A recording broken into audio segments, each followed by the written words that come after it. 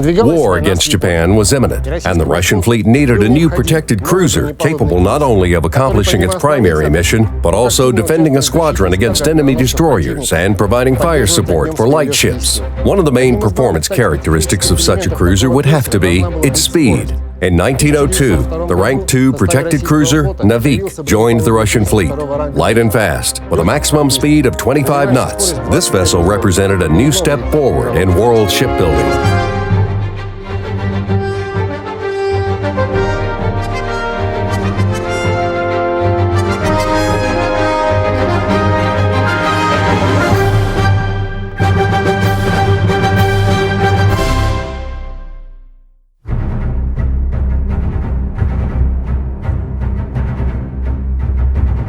Navik became the forefather of a category of scout cruisers, also referred to as scouts, that later appeared in fleets of many countries around the world.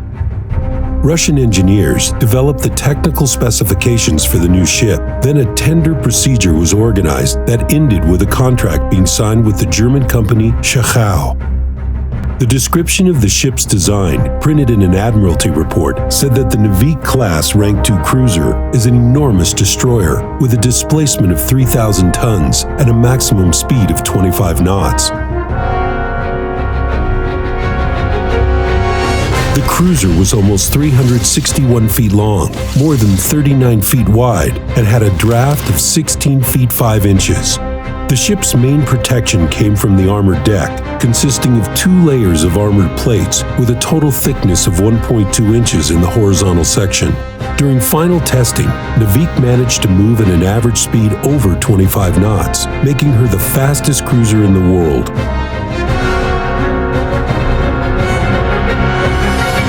The ship's primary armament consisted of 6 4.7-inch Kennet guns mounted on the upper deck. 2 guns were installed on the bow and stern, and 4 more on the sides. The cruiser also had 6 single-barrel Hotchkiss guns of 1.85-inch caliber to repel attacks by enemy destroyers. Another 2 1.45-inch Hotchkiss guns were mounted on the bridge wings. Her armament also included 5 torpedo launchers for self-propelled Whitehead torpedoes.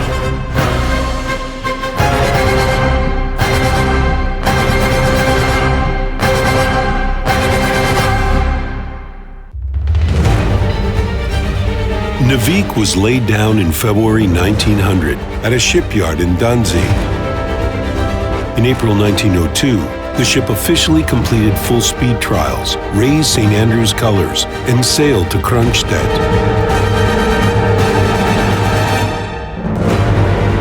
She did not stay there long. In the middle of September 1902, the ship departed for the Russian Far East, and after a journey of 6.5 months, with stops in about 20 cities in Europe, Africa, and Asia, Navik arrived at Port Arthur and joined the squadron of the Pacific Fleet.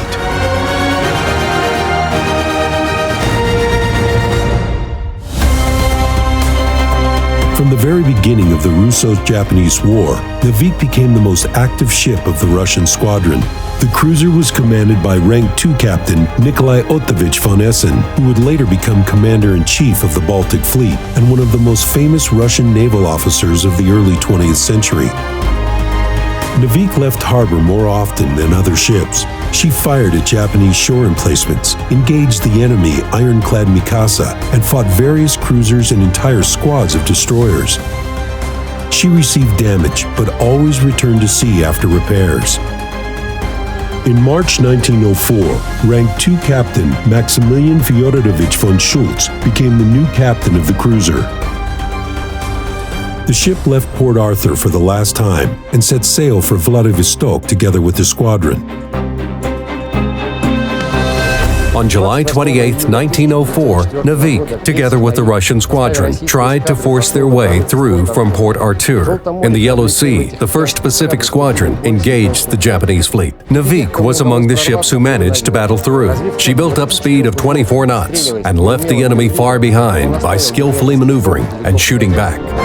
The captain of the cruiser decided to sail to Vladivostok independently, going around the Japanese islands in order to avoid meeting enemy ships in the Tsushima Strait.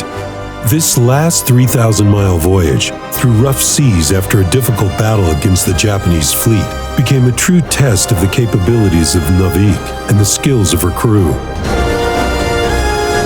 Moreover, her coal consumption dramatically increased when her speed exceeded 15 knots, so fuel shortage became an extremely acute issue.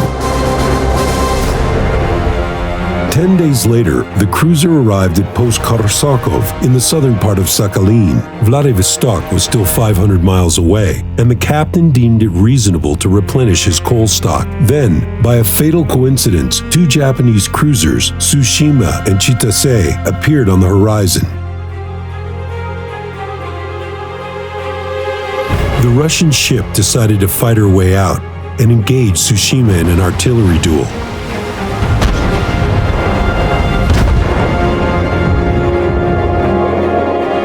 During the one-hour battle, Navik managed to inflict such serious damage to her more powerful adversary that the Japanese ship had to retreat. Unfortunately, Navik also received 3 holes below the waterline and extensive damage to her superstructure.